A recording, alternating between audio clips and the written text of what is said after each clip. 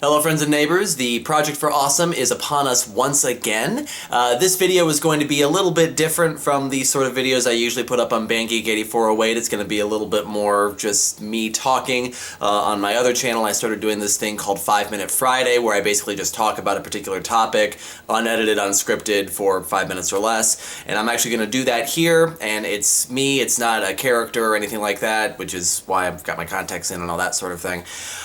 So it might be a little bit longer than 5 minutes, just because I want to make sure that I say everything that I'm going to say today.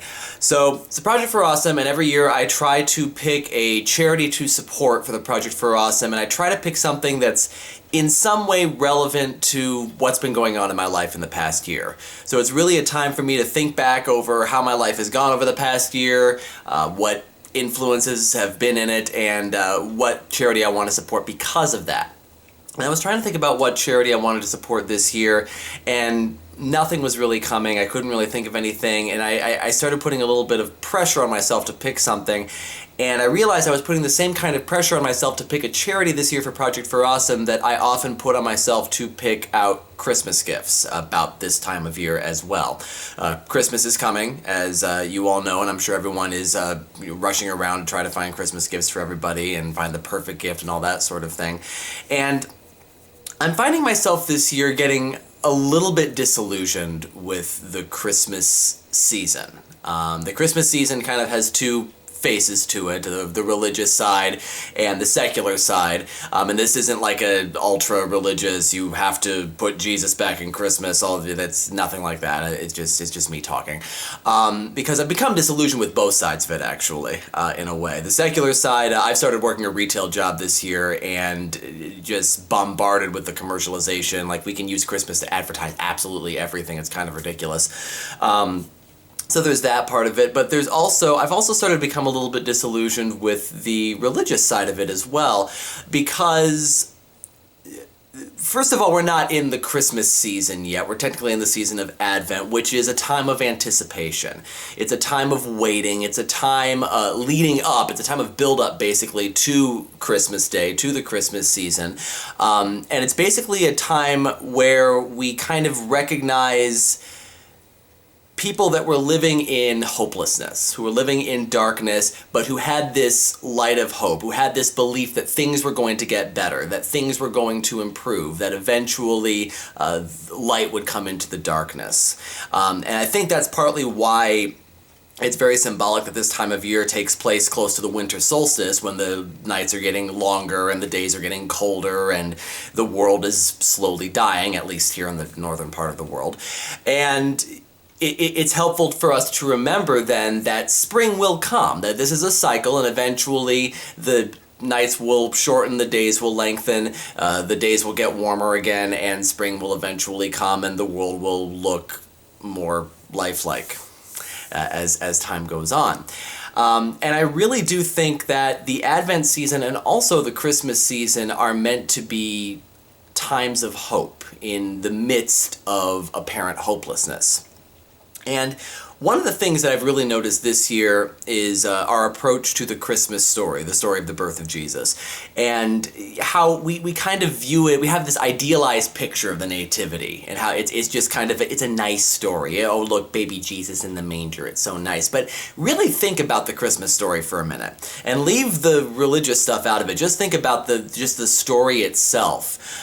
You've got a child who is conceived out of wedlock, and you can talk about divine conception all you want. The child was conceived out of wedlock. Joseph was not the father. The husband was not the father.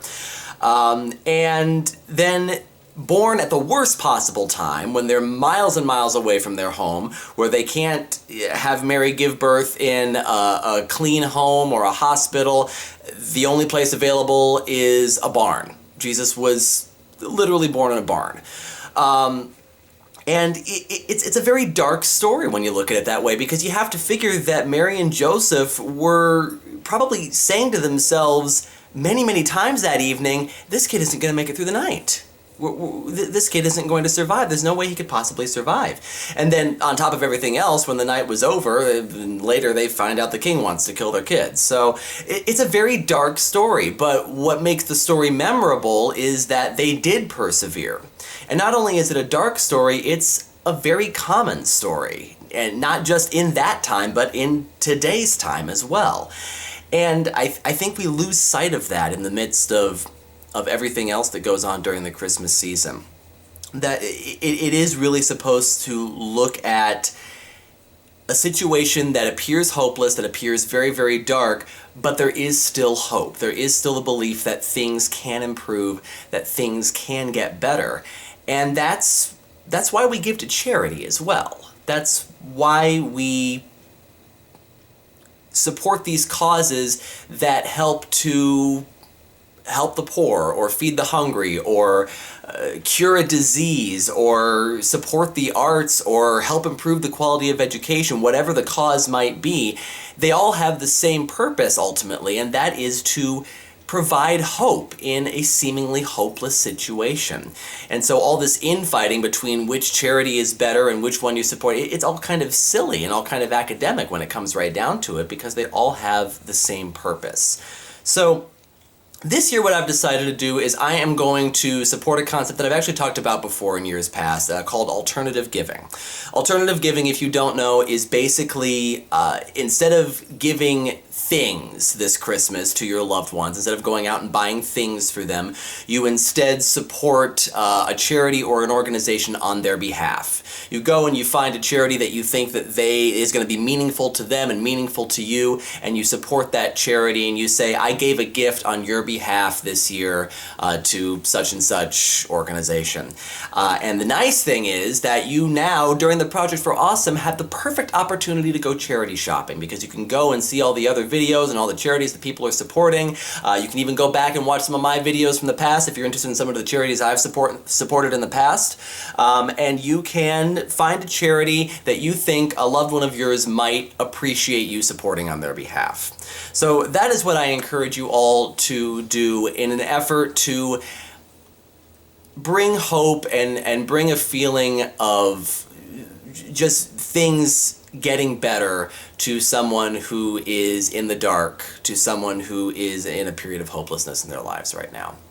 So that is my Project for Awesome video this year. I encourage you to do all the things that you're supposed to do with the Project for Awesome, like, comment, all that sort of thing. Go around, watch the other videos, and see what sort of things you might want to support this year. Until next time, enjoy the Project for Awesome. See you later.